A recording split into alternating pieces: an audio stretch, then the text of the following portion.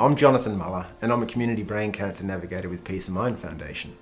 In the clinical setting, often you've got 15-minute slots or half an hour if things are going well. And typical visits for me, at least initially, they range from 1 to 2 hours. And that gives enough time for some of the really top surface layer questions and answers and education and navigation to happen. And then with a little bit of time, it falls down, and then we talk a little bit around some of the uncertainties or the fears or the lack of understanding. It might have already been explained to them what their brain cancer diagnosis is, but I often check in with people that don't even understand what cancer is, for goodness sakes. They don't know how to pronounce the name of their disease. What is the treatment? What is chemotherapy? What's immunotherapy? What is radiation?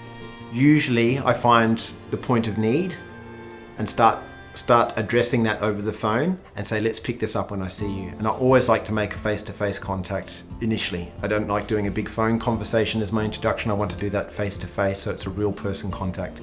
My name is Carol Swanson, and I was Doug's wife. We were married for 42 years and we had 4 children. It's a photo of Doug. And we were on holiday in Darwin when he was first diagnosed. He went in, he thought he had sinus, and then we got the news that it was a lot worse than that, which was unbelievable, really. Hi, I'm Beck, and I'm one of Doug's daughters, and Dad was diagnosed with glioblastoma.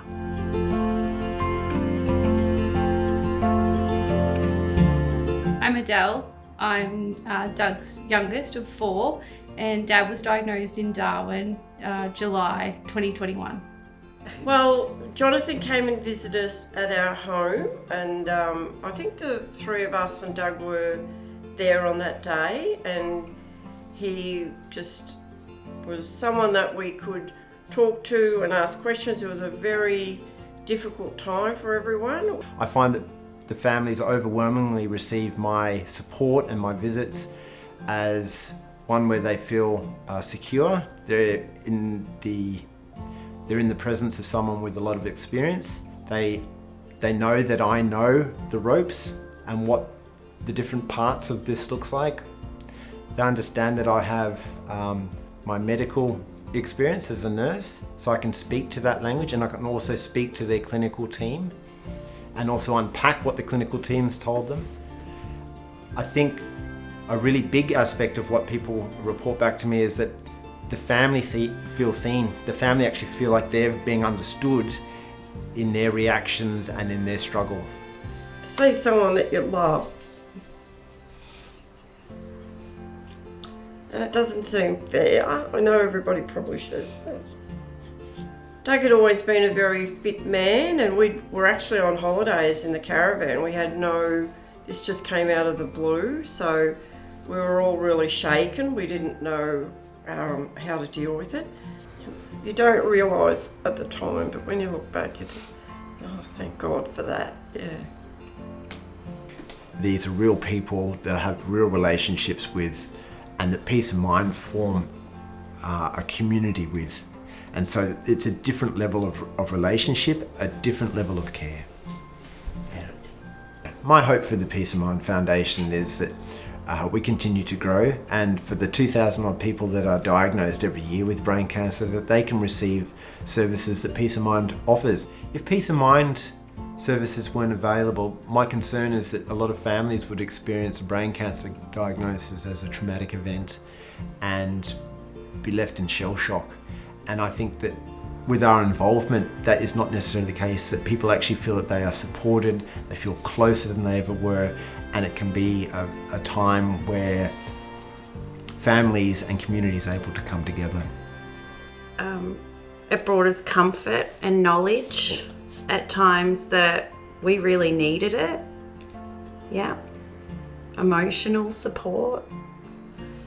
Yeah, the Peace of Mind Foundation was, when Jonathan would walk through that door, it was like a sigh of relief. You'd be like, oh, thank God he's here. I think Peace of Mind is one of those foundations that you don't know how important it is until you need it. Another really important aspect of what Peace of Mind means to me, it's heart-centered care. Yeah. It's genuinely being invested in and caring about people. What's really lovely is when I refer to the Peace of Mind Foundation, I know that that is very much community based. So I think the lovely thing about Peace of Mind is that Jonathan or any of the team go into someone's home, they've got time to sit in a relaxed environment, and it's nice that families have someone to talk to that can support them through that. Not only support of the patient, but also support of the family and that team around that person, and holding them up and trying to get them through. So my hope for the future of the Peace of Mind Foundation would be that every patient has equal access to someone like Jonathan, a navigator in the community that can provide support.